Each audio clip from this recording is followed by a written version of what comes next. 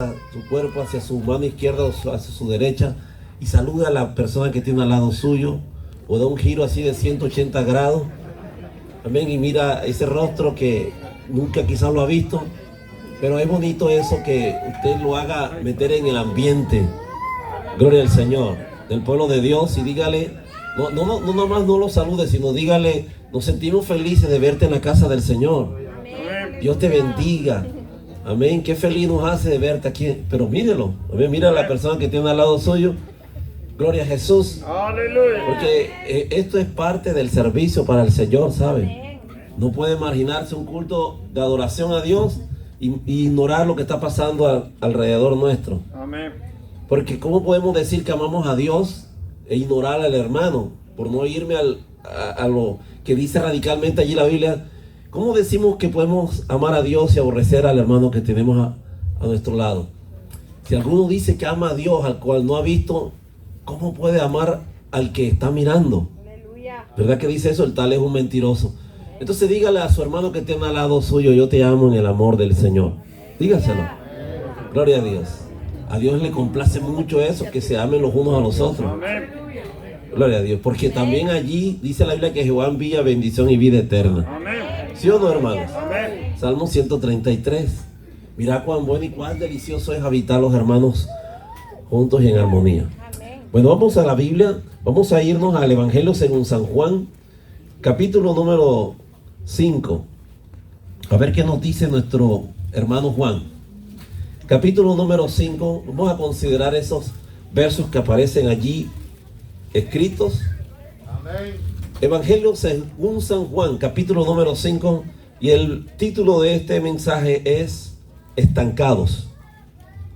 San Juan, capítulo número 5. Si ya lo tienen, dicen una vez más amén. Aleluya. Así dice la palabra del Señor a la letra. Vamos a leerlo entonces de una forma antifonal o intercalada. Yo leo un verso y ustedes leen el otro. Amén. Después de estas cosas, había una fiesta de los judíos y subió Jesús a Jerusalén. Jerusalén, cerca de la puerta de las ovejas, un estanque llamado en hebreo Bethesda, el cual tiene 5 pórticos. En estos yacía una multitud de enfermos, ciegos, cojos y paralíticos, que esperaban el movimiento del agua. Porque un ángel descendía de tiempo en tiempo al estanque y agitaba el agua, y el primero que descendía al estanque después del movimiento del agua quedaba sano de cualquier enfermedad que tuviese. Y había allí un hombre que hacía 38 años que estaba enfermo.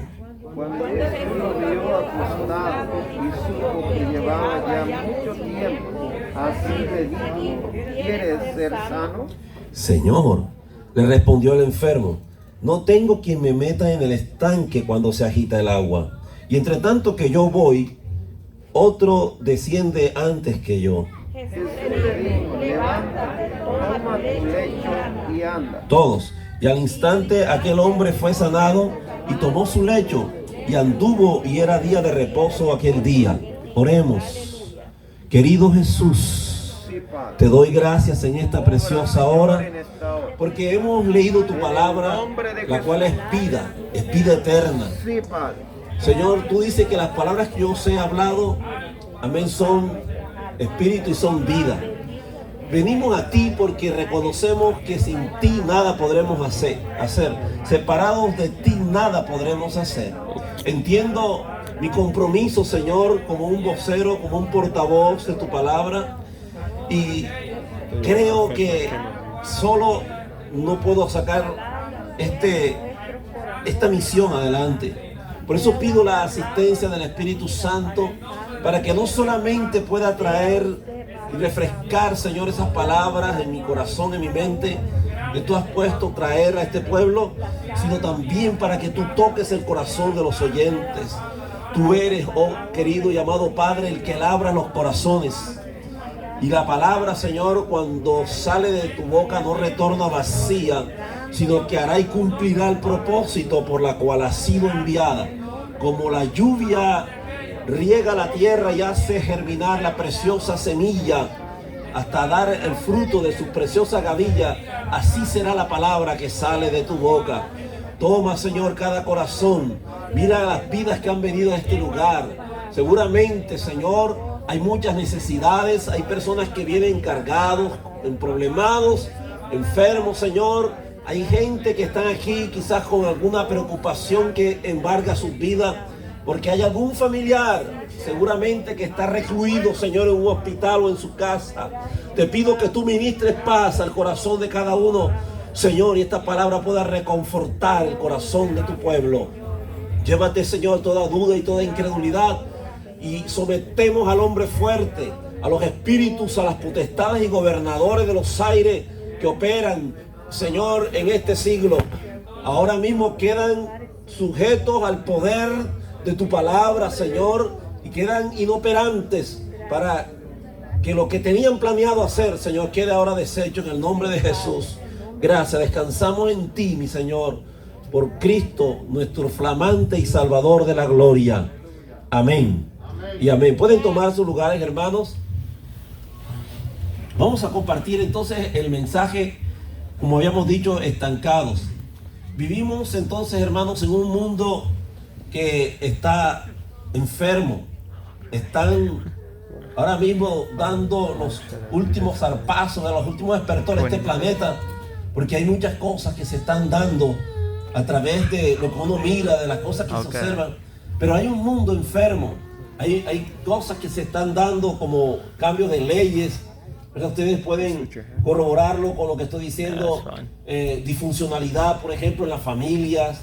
Los crímenes, ¿verdad? Se incrementan, los asaltos a mano armada, la violencia, el encrudecimiento de las personas que ya hoy en día de una manera violenta acaban con la vida del prójimo, ¿verdad? Los divorcios están a la orden del día, la adicción a diferentes tipos de droga, el alcoholismo, la promiscuidad entre la vida de las personas, sobre todo de la juventud. Esto está hoy en día marcando ya como el nuevo orden de las cosas que se están por desatar en el mundo de hoy. Amén. ¿Verdad? Vemos violencia intrafamiliar, la cuestión de la eutanasia, de las muertes asistidas, ya los embarazos no deseados. Vemos una cantidad de situaciones, manifestaciones en las calles de personas descontentas, pero que generan también caos, violencia. ¿Entiendes? Las cuestiones de el reclamo de los derechos humanos de personas que piden que se les acepte como son, estas comunidades que también ellos reclaman el matrimonio igualitario o la adopción de niños. O sea, es un mundo enfermo. Vemos en muchos lugares, en muchos países, a las autoridades que reprimen a los grupos religiosos, como ellos los determinan, que están proclamando un mensaje diferente. Ya los arrestan. Ya ahora ya tienen que estar purgando una cantidad de años en una cárcel por causa del evangelio, por la persecución que hay. Yo estoy conectado en las redes con personas que me envían videos de otras partes del mundo. Digamos que nosotros que estamos en este mundo occidental, estamos como que viviendo en un picnic, como en un lugar de recreación, en comparación a lo que está pasando con nuestros hermanos allá en esos lugares lejanos, allá desde el Asia, de África. Miraba unas imágenes grotescas de una emboscada que le hicieron a un grupo de creyentes. Estaban alabando al Señor. Oiga bien, estaban alabando a Dios, cantándole al Señor, y llegó un grupo que quiso perpetrar de una forma así como inesperada el lugar donde estaban alabando al Señor. Pero ¿qué sucedió? Venían con armas de largo alcance, de largo calibre, en motos. Era un comando tremendo, pero algo inesperado, milagroso sucedió, que un rayo cayó sobre aquel lugar y los calcinó a todos aquellos hombres que atentaban contra el pueblo del Señor. Bendito sea el nombre de Jesús. Pero estamos nosotros, hermanos, viviendo los tiempos más difíciles que se haya podido imaginar. Sobre todo, si lo hablamos en el ámbito de la iglesia, se está metiendo mucha la apostasía. Hay mucha gente que hoy en día tratan de ponderar muchas cosas que son irrelevantes en comparación a lo que la Biblia enseña. Se da cuenta la doctrina sana. Hoy en día eso se ha tergiversado de muchas maneras, y hoy en día cualquier persona en un altar se sube aún en una condición que delante de Dios pudiera caer muerto como Ananías y Zafira. Ya estamos viviendo tiempos difíciles, tiempos que la iglesia del Señor cada día debe de santificarse más. Amén. La Biblia dice en el capítulo 22 de Apocalipsis que el que sea santo, santifíquese más. Amén. Y el que sea inmundo todavía. Pero sabe que ya el Señor está depurando, purificando a la iglesia que pronto se va de esta tierra. ¡Aleluya! Pronto nos vamos, hermanos. Pronto se van a dar cuenta realmente quién era quién. Quiénes eran los verdaderos, los genuinos creyentes en el Señor. Entonces, si nos vamos al pasaje de las Escrituras, miramos que, ¿verdad?, esto no era algo que solían hacer los religiosos de la época. Ese aparato religioso que acostumbraban a tomar el control ya para levantar los rituales o los cultos que ellos habían establecido por tantas generaciones. Jesús vino a romper ese patrón convencional de los hombres y vino a traer un mensaje de esperanza, a llegar al lugar de la necesidad, verdaderamente a sentir dolor por aquellos que los miraba como ovejas sin pastor. Dice la Biblia que vino a eso, dice que haya en vosotros el mismo sentir que hubo en Cristo Jesús, ¿verdad? Que viendo las multitudes miraba que eran como ovejas sin pastor. Y llegó a Jerusalén, dice subió a Jerusalén. Y cuando llegó allí, llegó por un lado, una puerta que no acostumbraban a ir los fariseos, los sacerdotes, porque era el lugar de los marginados, de los incapacitados, de los olvidados. Pero ese es el lugar donde el Señor quiere que estemos siempre llevando el mensaje de las buenas nuevas. El mensaje donde que hay que ir a predicar el evangelio a la gente. Y allí estuvo Jesús y le habló, ¿verdad? O sea, decir, miró lo que había allí. Era un ambiente desolador, desalentador, de ver tanta gente allí sentadas o acostadas, porque era un hospital allí prácticamente. Era como si estuviéramos viendo una competencia de una olimpiada para parapléjicos, para discapacitados, porque ellos era con un fin de llegar al momento cuando se escuchara que el agua estaba siendo agitada, y el que fuera más audaz, más rápido para poder lograr conquistar aquello, pues era el que se libraba, el que ganaba el premio. Entonces había un hombre al cual Jesús observó. O sea, hay cosas que uno cuando lee la Biblia, y si somos muy detallados, hermanos, nos damos cuenta de la importancia del valor que cada palabra tiene allí encerrada en la Escritura. Pero Jesús se acercó a ese hombre. Nadie quizás había visto aquello. Había muchos enfermos, como en la época del profeta Eliseo, dice la Biblia que había muchos leprosos. Oiga bien, pero solamente a uno le complació Dios sanar, que fue a Naamán el sirio. Amén. Siempre van a haber enfermos, siempre van a ocurrir situaciones así.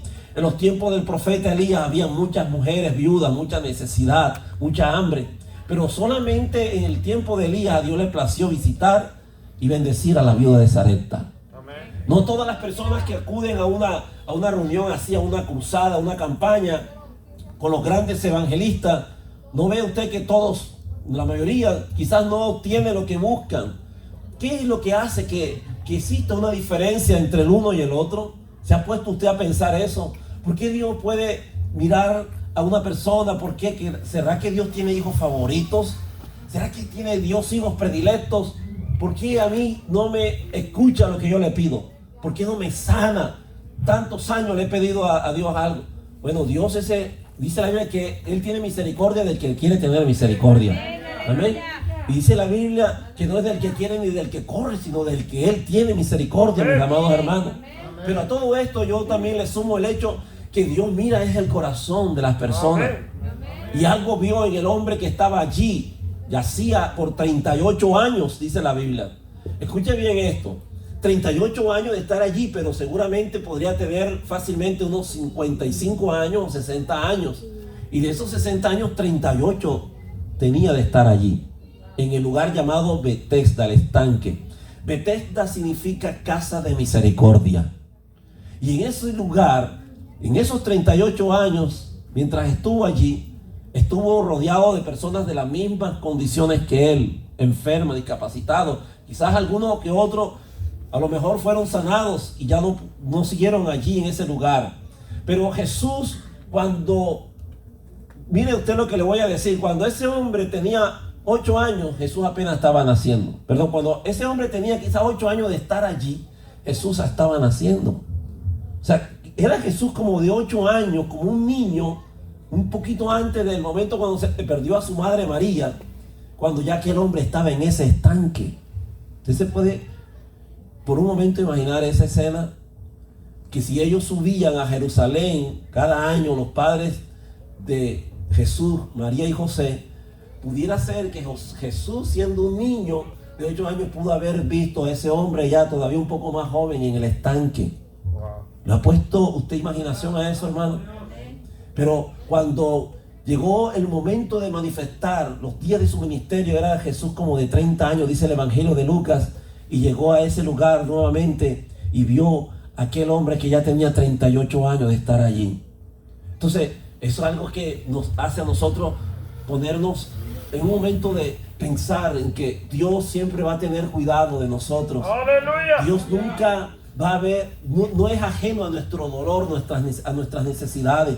Dios siempre, en el momento cuando Él así lo decida, lo crea, Dios va a intervenir en la vida nuestra. ¡Aleluya! Nunca llega tarde. Bendito sea el nombre del Señor. Llega a tiempo. Llega el momento que se requiere. Dice la Biblia en Eclesiastés que Él lo hizo todo hermoso en su tiempo. Amén. Gloria al Señor. Entonces llega ahí al lugar. Amén. Y se fija a Él atentamente. Fija sus ojos en Él. Y establece con Él una conversación. Y le pregunta: ¿quieres ser sano? Una conversación así va al grano, va directo a donde está Él. Una persona que yo me supongo que casi había hecho de ese lugar su residencia permanente. Quizás no la tenía tan cerca de allí, pero quizás todos los días le tocaba la tarea de estar arrastrándose para poder llegar lo más cerca al estanque.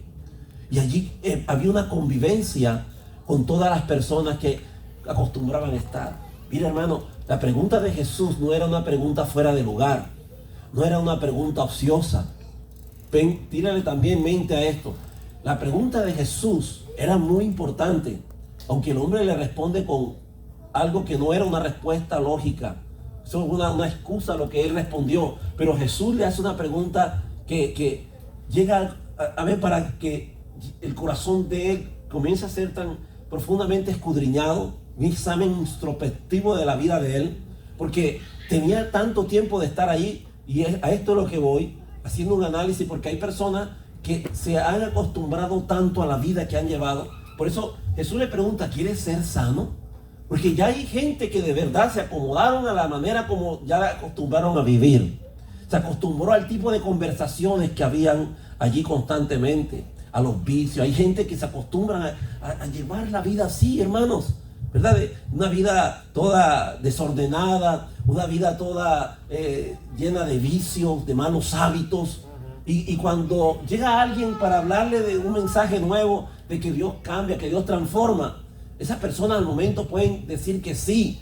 Hay gente que quizás usted las oye, las escucha hablar de que se sienten arrepentidas o arrepentidos de la vida que han llevado tan miserable. Pero aunque lloren, usted lo vea llorando, tanta es la atadura que tienen, que les gana, hermano, ese estilo de vida tan horrible, y continúan, a pesar que uno los mire en un momento así quebrado, llorando, continúan esa horrenda vida que llevan. ¿Se da cuenta? Ahí por eso un pensamiento que dice que cambiar no es llorar. Arrepentimiento no es solo llorar, arrepentimiento es cambiar. Amén. La palabra que usa la Escritura, ¿verdad?, para el hijo pródigo, cuando dice y volviendo en sí, es la palabra metonimia, en el griego, que significa cambio de mente, cambio de parecer. La mentalidad de muchas personas, lo que le hace ver esta sociedad en la que vivimos, es que creemos que nacimos para ser así. Hay gente que yo los he escuchado que dicen: pues así ya viví la vida, hermano, ¿qué me da más, verdad, sino seguir llevando esta cruz terriblemente? Llevar esta cruz hasta donde Dios lo permita. O algunos, en términos por allí de la nueva era, dicen: es un karma que cargo, y hasta que ya Dios le complazca en la otra vida darme algo mejor. ¿Se da cuenta? Hay gente que se han creído esta farsa del diablo, porque los ha engañado por tanto tiempo, y no parece que están tan viviendo en la conformidad, que eso no los hace a ellos reaccionar, a ser diferentes a la vida. Y otros, por más que tienen la voluntad, la fuerza, no los deja el hábito malo que llevan, las malas costumbres, los malos vicios, y se los ganan. Otros, aunque simpatizan con el evangelio, fíjense usted, viven como que de una mano agarrada de Dios y la otra del diablo. Son cristianos híbridos, ¿verdad? Hacen una parte buena con las cosas del Señor, lo ve uno en la iglesia. Aquí todos aparentamos la mejor fachada, la mejor imagen, pero una vez saliendo de aquí, una vez más nos sentimos ser como las personas a las que acostumbran a ver la gente de afuera. Entonces no hay una identidad clara, no somos cristianos de una sola pieza. Y estamos lidiando con nuestras faltas, con nuestros pecados que tenemos ahí escondidos. Mira, hace muchos años en esta ciudad conocí a una persona que venía procedente de Honduras, un buen hombre, un buen muchacho, era muy servicial, muy amigable, se ganó muchos amigos, Dios lo comenzó a bendecir, a prosperar. Iba a una iglesia, pero iba como de unas a las 500. Sus padres eran pastores en Honduras. Y él aquí, con su hermano, comenzaron, bueno, él sobre todo, llamado Iván, no sé si alguna vez de pronto a alguno le suena esta historia, pero fue cercano conmigo, era un amigo porque vivíamos cerca allá relativamente donde yo vivía cuando estaba en esta ciudad, por allá, el área de Spring Branch, y tenía un negocio que, o sea, comenzó a surgir de la nada, de ser un mecánico de carros. Le habían rentado un local para vender carros como un dealer en el área de la Long Point. Y se fue como la espuma a subir rápido en sus negocios. Pero siempre que yo llegaba allí para llevarle el carro y le hablaba del Señor, él lo hacía, lo tomaba de buena fe. O sea, era muy así, muy alegre para con toda la gente. Pero el asunto de la ocupación, de lo que tenía, de los negocios, lo atrapaba y él como que quería tener más y más. Yo dejé de ver a ese amigo, a ese varón llamado Iván, pero un día que un ministro por acá en el área de Bel Air me invitó a ministrar, recuerdo que por alguna razón, o sea, tomando esto también aquí que vino a mi mente, había visto al hermano llegar a ese lugar y me dio gusto porque, como le decía, venía de pronto, de tiempo en tiempo a la iglesia. Pero un día cuando llegué de tanto tiempo que no visitaba al ministro, le pregunté por él, o sea, qué pasó con Iván. Y fue cuando él me contó esta historia tan triste, hermanos. Me dijo, ¿no sabía usted, hermano, que ya tiene ya unos cuantos meses que lo mataron? Ya en el área por ahí de la Rampa con la Hillcroft, por ahí cerca, por ahí ocurrió ese crimen que fue horrible porque lo encontraron en una esquina, ¿verdad? Todo acribillado. Lo habían amordazado y lo dejaron tirado allí. Qué cosa tan impresionante, me dio tanta tristeza porque... O sea, yo creo que por ser un buen cristiano no terminó así su vida. Era un hombre que Dios le había dado mucha oportunidad para que se arrepintiera y viniera a él. No sé en qué cosas andaba, pero nadie así muere tan terriblemente, hermanos. Entonces, hay que nosotros de verdad tomar con mucha seriedad lo que estamos haciendo con el Señor. ¡Aleluya! ¿Cómo estamos nosotros? ¿Qué estamos haciendo con Jesús en nuestra vida? Joven, es tiempo de que tú hagas un alto en el camino. Porque hay caminos que al hombre le parecen rectos, pero sus fines son caminos de muerte. ¿Ok? Y entonces lo que vemos aquí es que este hombre se había acostumbrado a ese sistema de vida. 38 años, ya le parecía algo tan normal vivir así, de la miseria, de la caridad pública. ¿Se da cuenta? Que las conversaciones que él establecía con aquellos eran las historias que se compartían uno al otro, las anécdotas, ¿verdad? Cuando ellos estaban viviendo en tal pueblo, cómo era su vida antes de su familia, no sé, pero ahí se creó un ambiente ya vicioso y se acostumbró a ser así toda su vida. Ninguno de ellos podía lograr hacer algo por él. Todos pensaban en que cuando se agitara el agua, ahí todos corrían como si fuera una maratón para parapléjicos.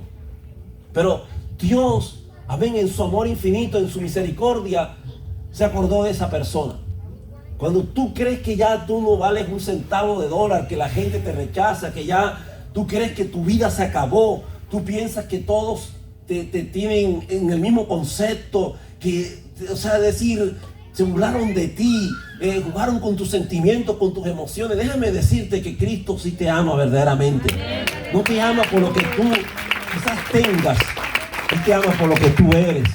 Amén, porque Él dio su vida por ti en la cruz del Calvario. Mientras mucha gente jugó contigo, Cristo Se ha mostrado fiel y verdadero. Él extiende sus manos.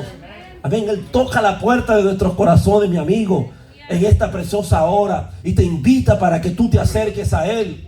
Porque la vida que tú tienes hasta ahora, esa vida te va a llevar más y más a la condenación, a la perdición eterna. Pero si tú abres tu corazón, Jesús va a llegar a tu alma y te va a dar lo que nunca jamás pensaste recibir. Esa felicidad, esa digamos, paz que el mundo te ha negado, Cristo te la ofrece. Amén. Gloria al Señor. Y cuando entonces llego a esta parte de la historia del del parapléjico, yo veo aquí unos puntos que quiero resaltar para ir ya entrando a la parte final de esta reflexión, hermano. En primer lugar, observe que era una persona que vivía dependiente. Vivía dependiente porque las palabras que él declara en el verso 7 dice: Señor, le respondió el enfermo, no tengo quien me meta en el estanque. O sea, él esperaba que otros hicieran por él ahora. Hay personas que así son. Hay gente que dependen de lo que la madre, el padre pueda hacer por ellos. ¿Entiendes? O sea, que las oraciones de la mamá son las que sustentan la vida de una persona. Ya yo sé que mi mamá ora por mí. Yo sé que ella está intercediendo para que Dios me cuide. Pero esta persona ya no puede tampoco esperar que toda la vida viva así, en esas condiciones. La única manera para ser dependiente es serlo, pero en Dios. No de la gente. No dependa de lo que otros puedan hacer por ti. La gente no te va a ayudar realmente a tu necesidad. Entiende eso de una vez por todas. Hay personas que se vacían, se despocan para hablarle a la gente de sus problemas. ¿Entiendes? Porque como lo ven tan espirituales, como oran mucho, pero jamás cuentes tus intimidades con las personas. Puedes ser muy cristiano, pero yo creo que a la única persona a la cual tú debes de desahogar tus penas, tus problemas, tus penurias, es al Señor. Él es tu mejor consejero. Amén. No confíes. La Biblia dice: maldito el que confía en el hombre, maldito el hombre que confía en el hombre. ¿Se da cuenta? Ni confíes de la persona que duerma a tu lado, dice la Biblia. Entonces tenemos que depositar nuestra entera confianza en el Señor. Hay personas que comienzan como una Magdalena a llorar con la hermana, con la comadre, con su mejor amiga, de los problemas que trae con el esposo, de los problemas que trae con los hijos. Aquella hermana educadamente está escuchando y te está diciendo: sí, yo voy a orar por ti, hija. Pero si fuera una persona de verdad espiritual, te dijera: deténgase, hermano, no tiene que darme detalles de lo que está pasando. Vamos a orar, ya sé cuál es su necesidad. ¿Se da cuenta? Pero aquellas que les encanta el chisme, están ahí solamente para oír cosas. Porque fíjese usted algo tremendo, que estas personas que estaban en ese lugar allí por tanto tiempo, eran gente que es decir, que acoplaban el uno al otro por su misma situación. Y así sucede, que cuando una persona tiende a tener esa debilidad de querer consumir bebidas alcohólicas, ¿qué es lo que va a pasar? Finalmente se va a terminar juntando con alguien que tiene la misma debilidad. El borracho con el borracho. ¿Me entiendes? La chismosa con el chismoso. ¿Ya? Así se busca. Dice por ahí el dicho que Dios los crea y el diablo los junta. ¿Sí? Las personas están entonces en cualquier lugar en esa misma situación. Pero tú no te hagas como ellos. Ya tú sé diferente. ¿Me entiendes? ¿Ya? Bendito el nombre del Señor. No pienses, no prestes tus oídos, tus ojos para escuchar cosas que no te van a ayudar a alimentar, a crecer en el Señor.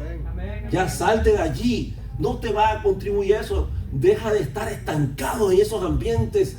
Oiga bien, ese lugar, le voy a hablar de algo que quiero que usted lo averigüe más a fondo. No me tome como que el hermano lo está diciendo. No es algo que propiamente es una teología de mi parte, pero escudriñando, ¿verdad? Mientras estoy estudiando pasajes de la Biblia, a mí me enseñó algo nuevo. Yo dije: wow, yo no sabía eso. Pero este pasaje, según los eruditos, los exégetas que estudian las escrituras, parece ser que ellos asumen que esta porción, este pedacito donde habla de que había un ángel que agitaba las aguas de tiempo en tiempo, parece ser que fue acuñado en esos manuscritos en el tiempo pasado como algo que era como una superstición de la época, producto dicen, de una niña de 14 años llamada Bernadette Soberboy, ya que dice tuvo una visión donde miraba como que un ángel llegaba ahí y agitaba el agua. Eso no me lo tome literalmente, solo estoy diciendo lo que basado en algunos estudios, ¿verdad? De pronto me topé con esto, de que no está en la esencia del manuscrito original, pero sí el pasaje, el resto que Jesús llegó allí a ese lugar y vio al hombre en esa condición. Entonces, si eso fuera cierto, ¿verdad? Así como lo dicen estos eruditos, había una situación en la vida de esta persona y de algunos de los que estaban allí. ¿Y qué era? Que se basaban su confianza en su fe en cosas inanimadas. ¿Se da cuenta? En cosas superficiales. Porque hay gente que muchas veces se presta para estar detrás de supersticiones. ¿Entienden, hermanos? O sea, por ejemplo, hay gente que te toma la Biblia y comienzan como una ruleta rusa a moverla de un lado para otro mientras están orando y decirle: Señor, quiero que me hables hoy. Quiero que tú me confirmes la situación de lo que estoy viviendo y quiero que tú me muestres qué es lo que voy a hacer de aquí en adelante. Y toman la Biblia y comienzan a pasear de un lado para otro con los ojos cerrados y dicen: hasta donde llegue y apunte mi dedo, ahí tú me hablaste, Señor. Y de pronto señalan el versículo cuando la abren y sale por allá en el Nuevo Testamento donde dice: Judas fue y se ahorcó. Señor, reprenda al diablo. Ya, seguramente no oré y comenzó a orar: Señor, ahora sí lo voy a hacer en tu nombre. Y toma la Biblia otra vez y comienza a moverla y la señala hacia otro lado, pone el dedo y le sale: ves y haz tú lo mismo. Imagínese usted. Y dijo: oh no, ya esto es algo maquiavélico, aquí hay malicia del diablo. Y comenzó a orar y a reprender. Y cuando ya otra vez ya creyó que todo estaba ya todo controlado, dijo: Señor, la tercera es la vencida y en tu nombre esta vez. Y puso el dedo otra vez y le salió: ves y haz tú lo mismo. Imagínese usted. Entonces, o sea, así muchas veces creemos que la Biblia por sí misma va a hacer como que espantar a los malos espíritus. La abren en el Salmo 91. Ya: el que habita al abrigo del Altísimo morará bajo la sombra del Omnipotente, ahí abierta. Y como que así sola va a defenderse con espadas encendidas por todos lados, hermano. Y la Biblia ahí es que guardarla en el corazón. Amén. Eso hay que guardarlo. Dijo Jesús que el que me ama guarda mi palabra, y mi Padre y yo haremos morada en él. Ahí es que, amén, amarla, obedecerla y practicarla. Amén, hermanos. A Dios no se le cuestiona. A Dios simplemente se le cree y se le obedece. Dicen amén. Pero hay personas que tienen problemas de esas supersticiones. Y si es una mamá joven, ¿verdad?, con esas recetas de las abuelas, de las mamás antiguas, dicen: ponle al bebé no sé, un hilito de grana de edad rojo para el mal ojo que de pronto pueda tener. ¿Se da cuenta?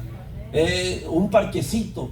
O aquellos que están uno visitando y le encuentra un gajo de ajo detrás de la puerta, hermano. O la herradura para ver si viene la buena suerte. No, sí, hermano, no estoy exagerando. De pronto la escoba volteada para ver que no vayan a llegar las brujas ahí a la casa, ¿verdad? O le echarle sal alrededor por allá para que espante cualquier posibilidad de ataques malignos. Entonces, o sea, vivimos llenos de supersticiones.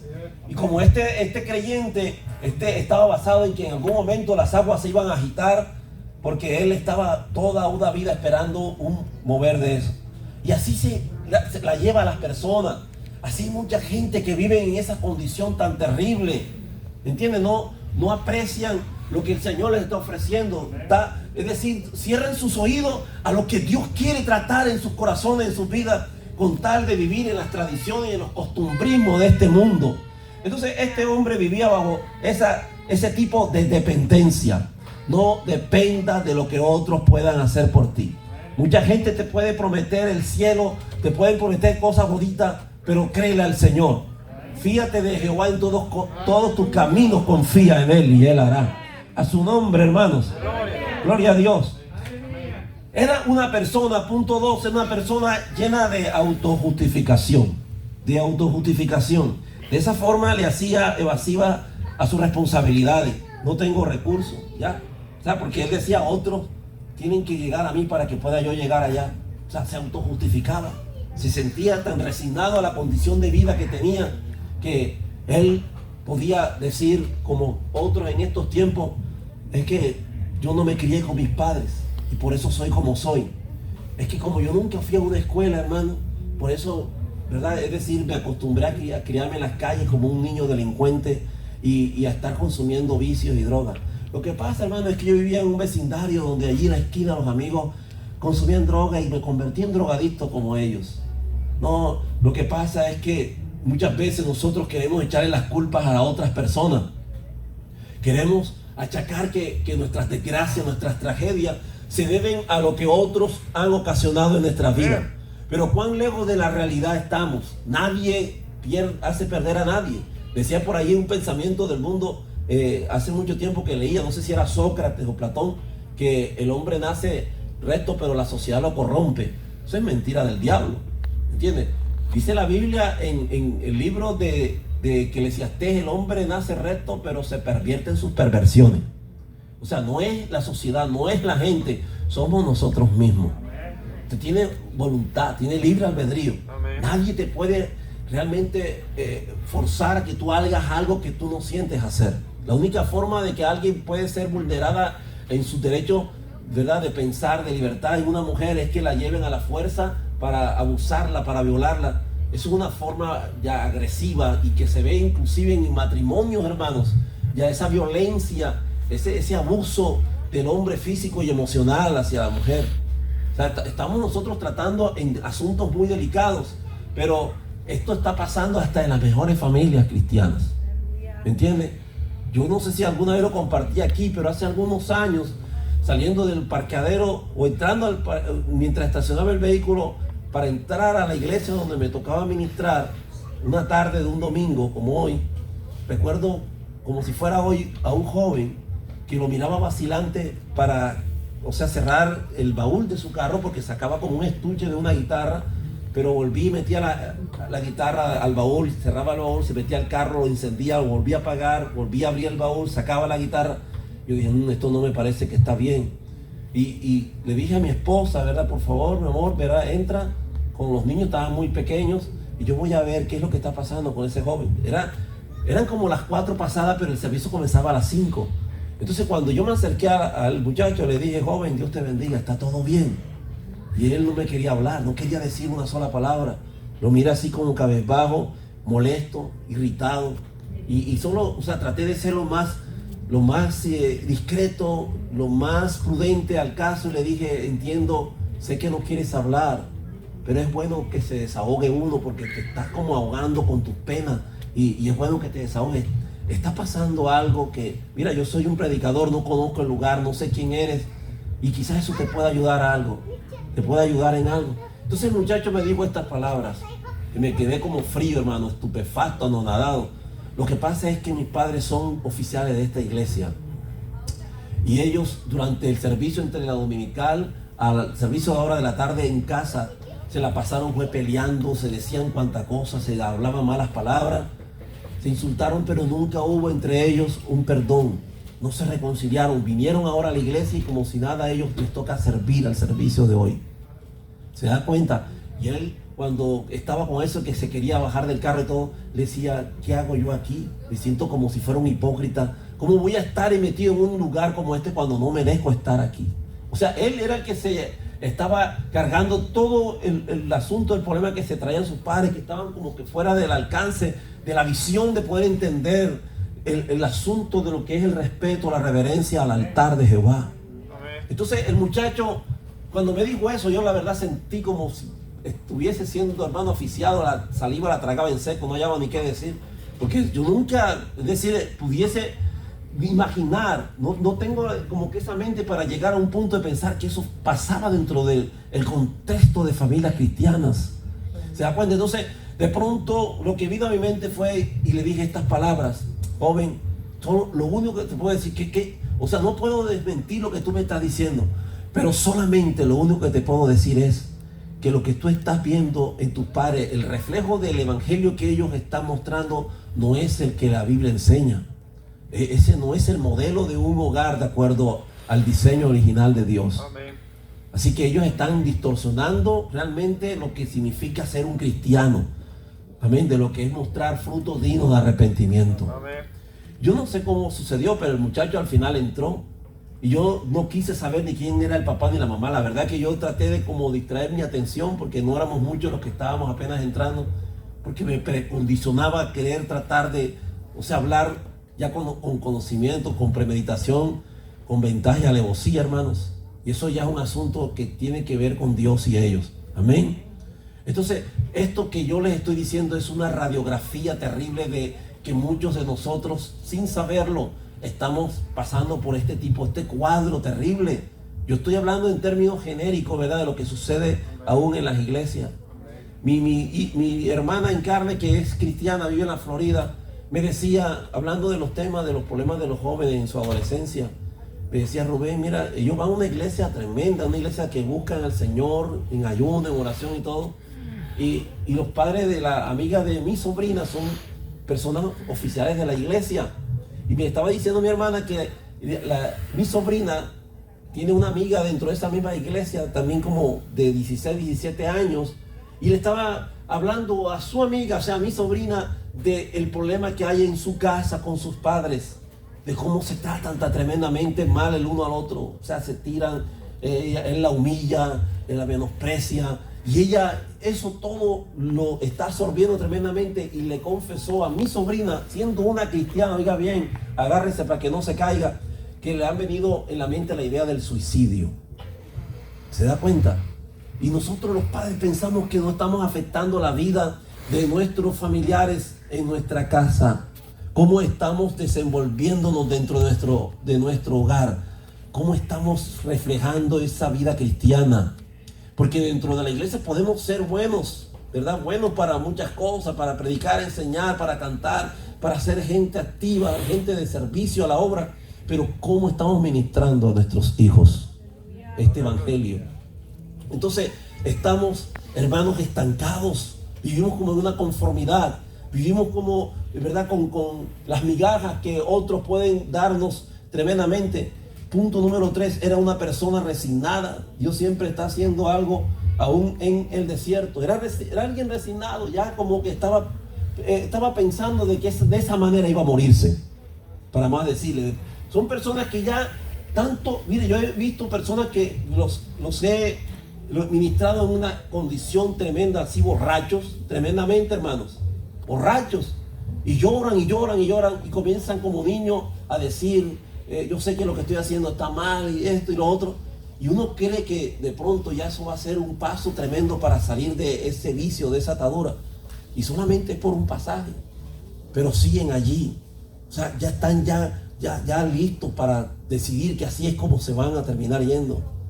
Hace años, hermanos, la persona que les pintó ese mural, hace años, yo lo recibí allá en Nacogdoches, Texas. Allá tenía una congregación. El pastor recuerda cuando le compartí acerca de eso, de que estuvimos al frente de una obra, ministrando la palabra del Señor allí a esa comunidad. Y como me gustó ese mural, yo le pregunté a uno, entonces si fue al pastor, alguien, que quién era el que lo pintaba, quién se dedicaba a hacer estas pinturas. Di con él y él llegó hasta allá, lo llevó la señora de él en aquel tiempo y su madre. Y cuando llegaron allá con él, yo nunca pensé que esa persona estuviese atada tanto al vicio del alcoholismo. Qué cosa tan impresionante. Ellos me lo dejaron a medianoche allí, un día viernes, recuerdo, y ellas se regresaron y lo dejaron a él a 3 horas casi de diferencia de aquí. La primera noche que él se quedó allí en casa, como a eso de la 1 o 2 de la mañana, yo escuchaba a lo lejos mientras dormía como que me estaban llamando: pastor, pastor. Y yo sentí como que dije: bueno, ¿será que estoy yo aquí delirando? ¿Será que estoy yo en una visión? ¿Qué pasa? Y me levanté, pero iba siguiendo la voz, y recuerdo que era allá en el segundo piso donde lo había dejado él.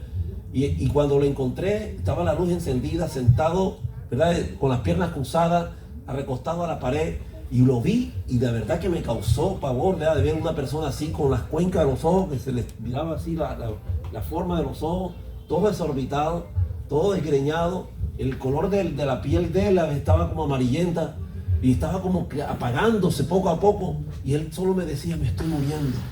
¿Qué te pasa, brother? O sea, yo no sabía realmente quién era él, yo solo lo contraté para que llevara, ¿verdad?, su talento, que lo pintara allá en un cuadro parecido. Entonces cuando menciona no puedo dormir, nunca me dijo cuál era su problema. Yo lo ministré, reprendí todo espíritu de muerte, porque eso fue lo que yo miré allí delante de él. Lo reprendí todo lo que había, y ya seguí hablando con él hasta que me dijo: ya me siento bien, puede irse a descansar, pastor. Ya yo creo que eran como las 3 de la mañana, hermanos. Lo llevé allá al lugar, hizo lo que hizo, pero lo dejó a medias porque los días no le alcanzaron. Pero aquí va la parte de la historia. Cuando yo lo traía de retorno, porque yo no sabía sinceramente cómo ministrar a una persona así, porque yo miraba como tembloroso. Por eso fue que yo decidí que no terminara lo que estaba haciendo, pero era porque después fui entendiendo, porque le hablé a la mamá, le dije, hermano, él está bien de salud, él tiene algún problema.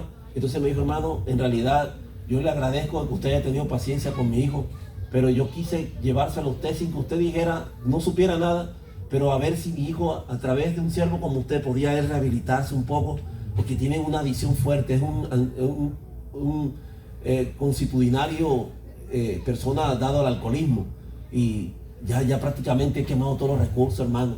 La mujer, siendo creyente, me decía esas palabras, y cuando él no toma, entonces el organismo le está pidiendo a gritos, es como el drogadicto, y se desespera y se puede hacer muchas cosas, muchas reacciones. Entonces yo le mencionaba que yo miraba con la mano temblorosa como si tuviera el mal de Parkinson, y por eso porque ya hasta la parte motriz del cuerpo no le funcionaban adecuadamente. Entonces ya en el camino, hermano, le puse, después de estar hablándole tanto del Señor, le puse un audio de los 7 muchachos que fueron al infierno. Ya me entiende, no sé si él, bueno, lo tomó. La cosa es que lo dejé por acá en un área de Houston, y después con el tiempo supe que se estaba congregando en otro lugar, en otra iglesia.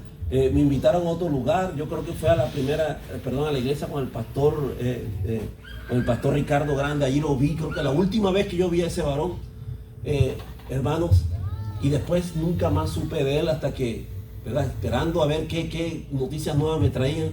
Un día me habló la mamá, otra vez la madre, después de tanto tiempo que no sabía de él, y comienza la mamá a contarme que él estaba en el hospital, estaba ya declarando que su estado era muy delicado. ¿Y qué cree? Que cuando la mamá me está hablando por el teléfono fijo de la casa, le suena su celular, y es cuando le acaban de dar como la noticia que había fallecido. O sea, en el momento que la madre está hablando conmigo, me dan la triste noticia, porque yo no supe ni por qué la mujer gritó, ¿verdad? Que ella me estaba dando algunos detalles de lo que estaba pasando. Entonces busqué la forma de saber qué era lo que había pasado ahí, y hasta que la señora, la esposa de él, me dijo, es que cuando mi suegra estaba hablando con usted, le habían dado la noticia que él ya había fallecido. Y la forma como falleció fue horrenda, ¿me entiende? Porque comenzó a vomitar, a comenzar a expulsar todos los pedazos de hígado, de sangre por todo, salpicando por todos lados la sangre, como de cirrosis.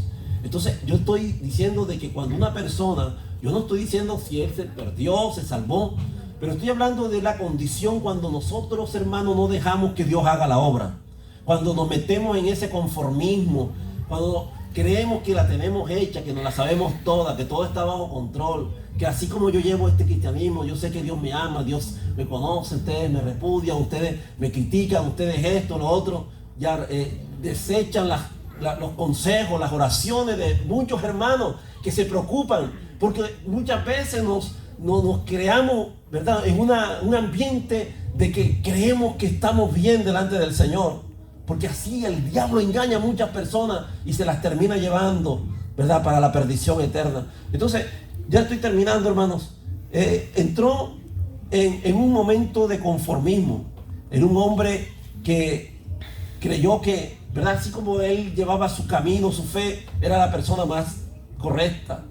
Y hay mucha gente que va en camino directo hacia un lugar de perdición eterna, porque nunca dejaron que Dios hiciera la obra en sus corazones. Fue tanto la impresión, fue tanta la manera como se acostumbraron a vivir en ese estilo de vida, que terriblemente terminaron decidiendo seguir viviendo así. Pero en esta hora yo quiero que usted de verdad abra los sentidos, usted pueda despertar su espíritu dentro de usted y pueda darse cuenta que está estancado, que está viviendo de las migajas, de la dependencia de lo que pueda ocurrir a su alrededor. Pero el problema no está allá, el asunto no está en que algo se mueva allá, sino que está ahí en su corazón, en su vida, ¿me entiende? Porque las aguas como ahí, en aquel lugar, pueden ser que están estancadas, y un agua estancada es un agua nociva, putrefacta, nauseabunda. Si usted para el Señor es como una fuente, así como un manantial, permítame decirle, si el mundo mira en usted ¿verdad?, esa esperanza para que ellos puedan cambiar, tienes que realmente fijarte bien cómo está tu estanque. Si tu estanque realmente no es un lugar que exactamente se pueda mover la presencia de Dios, preocúpate. ¿Me entiendes? Si tu estanque está podrido, ¿verdad?, son aguas estancadas. ¿Usted ha visto alguna vez un lugar donde hay agua estancada? Se crían muchas veces esas larvas, esos mosquitos, esos zarapicos, esos bichos tremendos, ¿verdad?, que uno los mira, que no son realmente aguas potables, no pueden ser aguas para el consumo humano. Entonces mucho menos para estar allí jugando, para estar entretenido. Entonces mucha gente nos mira a nosotros como una alternativa, como una solución. La iglesia tiene que entender que nosotros somos, amén, aquí somos embajadores de Cristo, somos la imagen del evangelio aquí en esta tierra, y la manera como el mundo va a ver a Jesús es a través de la iglesia, de la manera como tú hablas, de la manera como tú, amén, miras a la gente, como tú sientes la necesidad de la gente. No podemos ser ajenos a la necesidad de tantas personas, entiéndelo. No podemos confinarnos en estas cuatro paredes, no podemos parecernos al mundo. Somos una propuesta para el mundo, porque ya la gente está cansada de ver lo mismo, de tanta religiosidad. La iglesia tiene que expandirse, tiene que abrirse. Los religiosos de aquella época no llegaron al lugar donde estaba la necesidad, que era allí en los 5 pórticos, en el estanque de Betesda. Le hacían evasivas, no querían asumir responsabilidades como personas, ¿verdad?, de practicar la misericordia en el lugar que se llama casa de misericordia. La iglesia tampoco debe acostumbrarse a solamente estar aquí, nos gozamos, alabamos al Señor. Todo eso es muy bonito, pero ¿qué de las almas cuando tú te presentas a tus labores, a tu trabajo mañana? ¿Cómo te ves tú ante ellos? Sería la verdad una maldad de que en un mundo de crisis de salud, de tantas cosas que uno oye de la pandemia, entiende que de pronto a la que tienes al lado tuyo, el que tienes a tu lado, es alguien que quiere escuchar una palabra de esperanza y que nunca te tomaste el tiempo para decirle: ¿sabes qué? Yo soy cristiano, evangélico, Cristo te ama, Cristo cambió, transformó mi vida. Son gente que viven en un absoluto como sincretismo, viven ocultando su identidad como verdaderos varones, siervas de Dios. ¿Por qué, hermano? ¿Por qué sentimos temor? ¿Por qué nos avergonzamos del evangelio? Y delante de ti la gente comienza a decir malas palabras, la gente comienza a estar haciendo bromas, chistes de mal gusto, conversaciones que no son propias de un hijo de Dios, y tú los toleras, te ríes de lo que ellos hacen, de lo que ellos dicen, cuando la Biblia dice que las malas conversaciones corrompen las buenas costumbres. Que ellos, amén, que no te conviertas tú a ellos, sino que ellos a nosotros, dice la Biblia. Hablemos esta verdad, trascendamos de las 4 paredes donde nos congregamos, Casa de Alfarero 3, hablar de Jesús a las almas, porque muchos se están muriendo de esa pandemia. Gente joven, hermanos, se han ido tremendamente, y no sé si te redarguye la conciencia, pero Dios un día te tendrá que pedir cuenta por esa persona que hace poco se murió y que fue parte de tus labores durante tantos años, y tú te sentirás con sentimientos de culpa de decir: wow, yo que tuve tanto tiempo para poder hablar de Jesús. ¿Se da cuenta? Aleluya. Necesitamos hoy, hermano, despertar. Sal del estancamiento. No permitas que el entorno donde tú vives, donde te mueves, sea lo que ministre, lo que influya sobre ti. Que seas tú quien influya sobre el lugar donde tú vas. Que se conviertan ellos a ti. Sé tú la diferencia. Marca, amén, esa diferencia. Es decir, yo quiero ser un seguidor de Cristo. No vaya detrás de lo que la gente te diga, de lo que las personas hacen. No, fíjate de tus propias convicciones, de lo que tú quieras decidir hacer en esta preciosa mañana. Te voy a invitar que cierres tus ojos, amén, y le des gracias a Dios por este tiempo tan maravilloso. Excelentísimo Señor y Padre que estás en los cielos, te bendigo en esta hora, Señor. Ha sido un tiempo tan agradable. Gracias por haberme permitido poder llegar a la Casa de Alfarero número 3, Señor. Ahora te toca a ti la parte donde los predicadores ya no podemos, Señor, nos limitamos, porque esto es de la incumbencia única del Espíritu Santo. Eso ahora te corresponde a ti. Tú eres el que toca los corazones, Señor. Y mientras la iglesia está orando, hago una cordial invitación Si hubiese alguien aquí en esta preciosa mañana, mediodía, o casi ya tarde, ¿verdad? Si quisiera en esta hora reflexionar acerca de sus caminos. Y hoy que escucha la voz de Dios, la Biblia dice: si hoy escucha la voz del Espíritu Santo, no endurezcas tu corazón, porque en tiempo aceptable te he oído y el día de la salvación te he socorrido. Si tú hoy sientes la necesidad de venir a los pies de Jesús, yo te voy a invitar a que levantes la mano en el lugar donde tú te encuentras. Solamente levanta la mano, ¿verdad? Y si hay alguien, algún familiar que trajo a alguien, convenza. Dice la Biblia que a los que dudan, convencedlo, ¿verdad? Pero levanta la mano. Si hay alguien aquí, amigo o amiga, joven, el mundo, quiero decirte que el mundo es una falsa propaganda del infierno. Se aprecia, se ve apetecible a la vista nuestra los deseos de los ojos, los deseos de la carne y la vanagloria de la vida. Pero es una falsa propaganda del infierno, porque es como un espejismo, como de aquel hombre que estando en el desierto con una sed que no podía mitigar, de pronto ve una visión donde ve una inmensa botella de Coca-Cola litro que está desbordándose en hielo, y va pensando que ya está cerca de allí del lugar, en aquel montículo donde la mira, y empuña su mano a aquello que él cree que es el cuello de la botella. Pero la realidad es que es un espejismo. Simplemente la necesidad le hace alucinar cosas. Mire, el mundo es así, el mundo es un espejismo. Te hace ver que todo lo que tú estás haciendo te hace ver feliz, te hace ver realizada, realizado.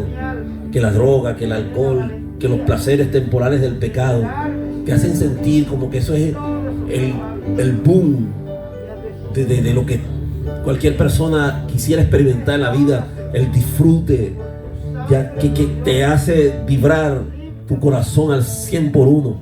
Pero quiero decirte que eso es una mentira del enemigo. Simplemente es algo que es efímero, pasajero. Pero cuando tú recibes a Cristo en tu corazón, de verdad, si lo has hecho de corazón, vas a disfrutar los momentos más inolvidables de tu vida. Y vas a poder sentir una emoción que el mundo no te puede dar. Albert Einstein, un gran científico del siglo pasado, decía que la ausencia que hay en el corazón del hombre, esa ausencia de lo que hay en el corazón del hombre, o esas tinieblas que hay allí, no es más que la carencia de Dios, la ausencia de Dios en la vida del hombre. Porque el hombre tiene en su alma el vacío como la forma de Dios. Y solamente Dios es el único que puede llenar esa parte de su corazón. Solamente Dios es el único que lo puede hacer. Yo te invito una vez más, si hay alguien que quiere levantar la mano, también un familiar, un amigo aquí, que me pueda señalar si hay alguno que ha traído, que es un familiar cercano, que nunca ha hecho esto de hacerlo, de aceptar a Jesús como su Salvador. Dígame, o tráigalo aquí al frente. Si no quiere entregar su vida al Señor, solamente tráigamelo para orar por ellos, para fin de que Dios toque el corazón en algún momento. ¿Habrá alguien aquí, hermanos? Una visita. Gloria al Señor. Levanten la mano todos los cristianos, los convertidos, los lavados con la sangre de Cristo en este lugar. Todos los que han nacido de nuevo. Todos los que están preparados para irse con el Señor en las nubes, al encuentro con el Señor en los aires. Gloria a Dios. La jovencita no es cristiana. ¿No has aceptado a Cristo en tu corazón? ¿No has aceptado a Jesús en tu corazón? Todos orando, por favor, ayúdenme a orar en esto, porque esto es una guerra espiritual. Y solamente no te sientas acusada, es simplemente una invitación. Si no lo quieres ni lo sientes hacer, no lo hagas. Pero te estoy dirigiendo estas palabras directamente a tu corazón. ¿Quieres en esta hora aceptar a Jesús como Señor y Salvador de tu vida? Mírame a los ojos. Solamente contéstate para con Dios. Si lo quieres hacer, si no, está bien. Respetaré tu decisión. ¿Te gustaría en esta tarde decir: yo quiero aceptar a Jesús en mi corazón? ¿Quieres hacerlo?